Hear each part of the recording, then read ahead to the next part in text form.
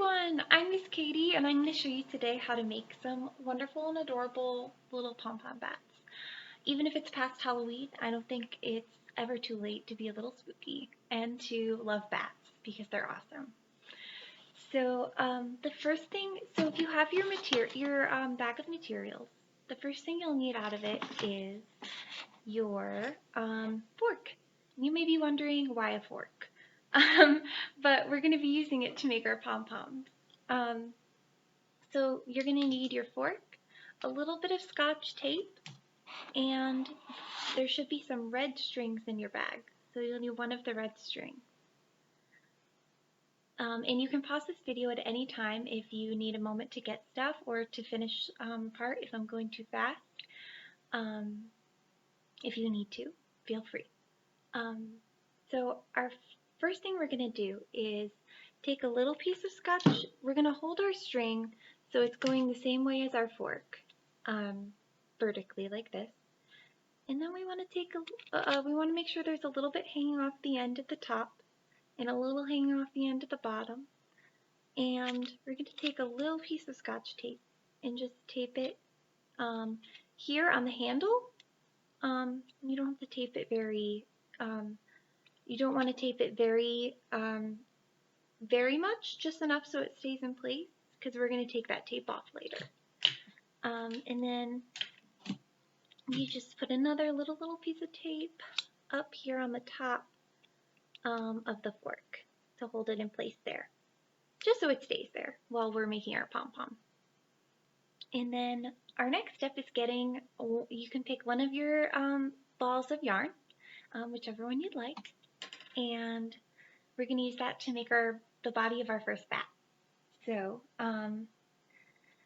what we're going to do is take the end of the string, and you want to take your finger and hold this end of the string on the end of your fork here, and just hold your finger there, because we're going to be wrapping around this part to make the pom-pom, but we don't want it to slide down, the string that we're wrapping to slide down here.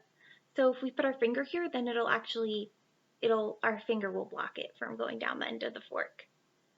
So once you hold it there, and then you just take the rest of your string in your other hand and start wrapping around the top of the fork.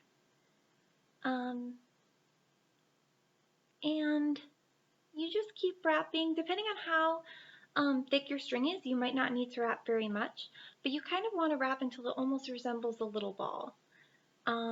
This one is a little bit thinner, so it takes a little bit more wrapping. And I'm going a little fast, but you can take your time with it. And see how it's starting to form a little ball there. And you can tell when it's done if it starts to not fit on the fork anymore, if it starts to slip off, then you probably won't be able to put any more. But so mine is really reaching the end here. I think maybe I can add a little more.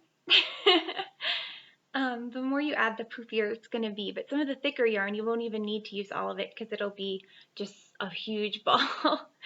So that's probably the maximum size because it's just starting to slip off the fork there.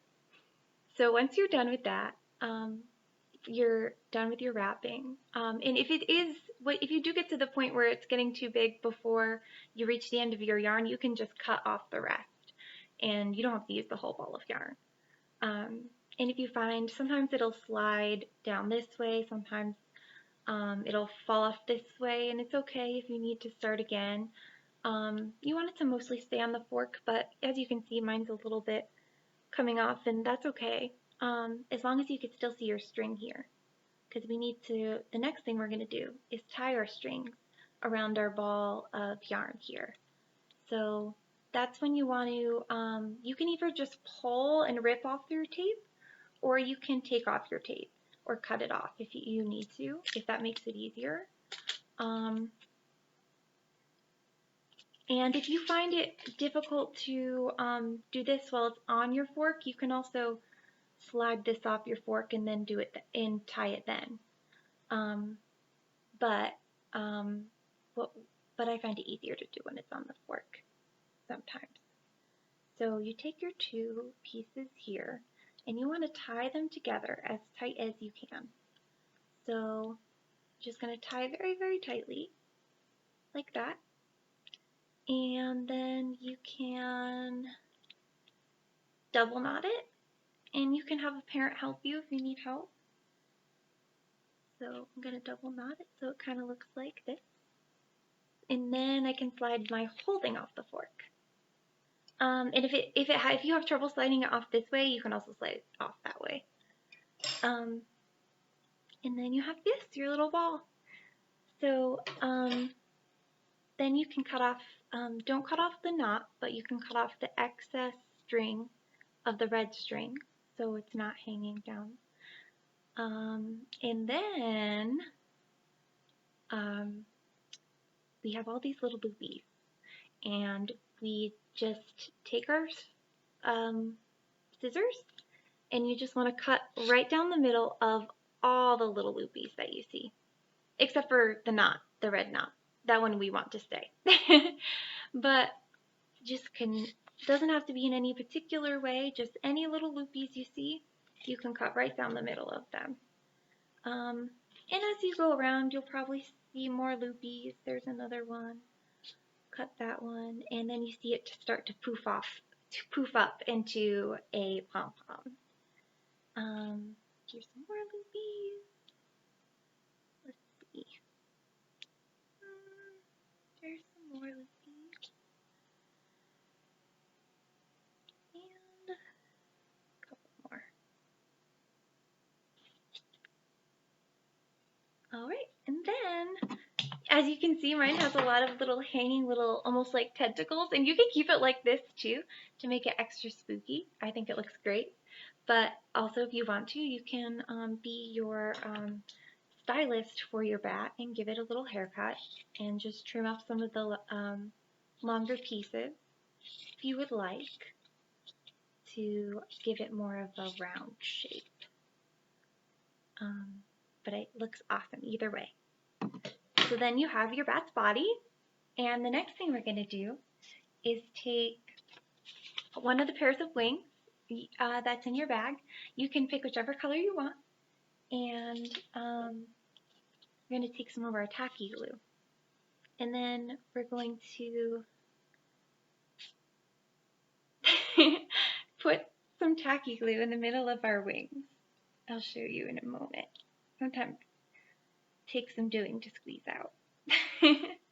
But it's like this, right in the middle, and you want the points to be on the top, because that's the top of the bat's wings, and then all the little points are on the bottom.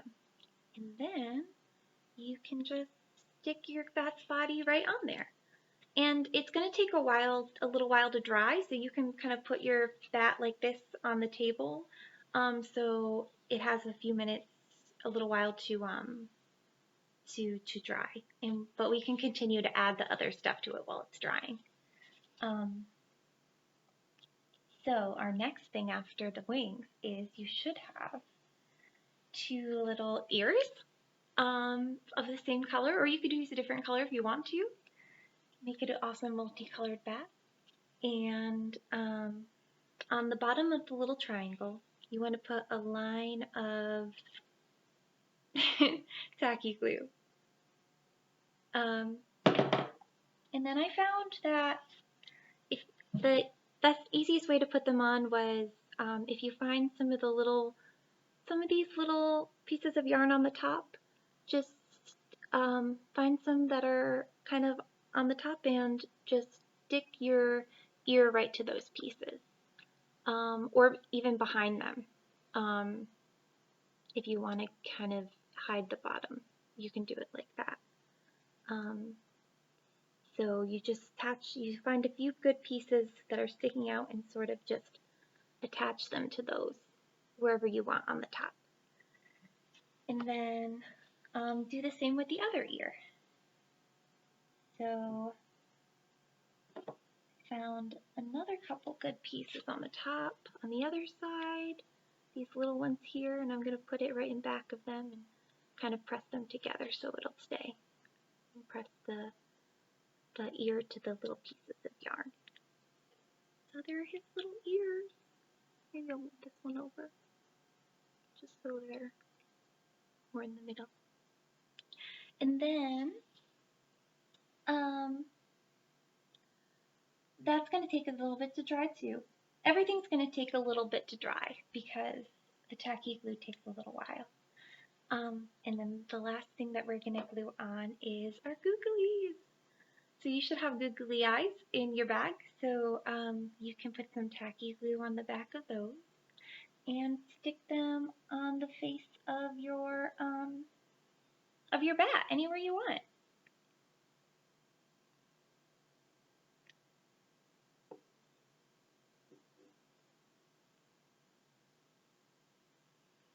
Like so. And those might take a little bit to dry too. So you may need to wait a little while to, just resituating this googly eye. You may need to wait a little while. You will need to wait a little while to hang them because they're still drying.